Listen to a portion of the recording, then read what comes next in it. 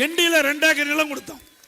அண்ணா பல்கலைக்கழகத்துக்கு எதிரில் 2 ஏக்கர் நிலம், 1 ஏக்கர் 100 கோடிக்கு போகும். 200 கோடி நிலத்தை திரு கருணாநிதி அடக்கம் பண்ண நாங்கள் கொடுத்தோம். மறுத்து நீதிமன்றம் போனீங்க, தீர்ப்பு வாங்கினீங்க.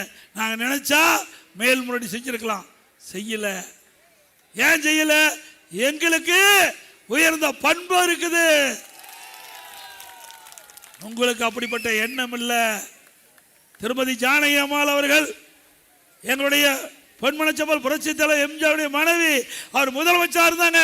அப்படிப்பட்டவருக்கு பொன்மனச்செம்மல் புரட்சி தலைவர் எம்ஜிஆர் அடக்கம் செய்த அருகிலேயே அவருக்கு இடம் கிடைக்க வேண்டும் என்று நாங்கள் இடம் கேட்டோம். ஆனால் கொடுக்கல.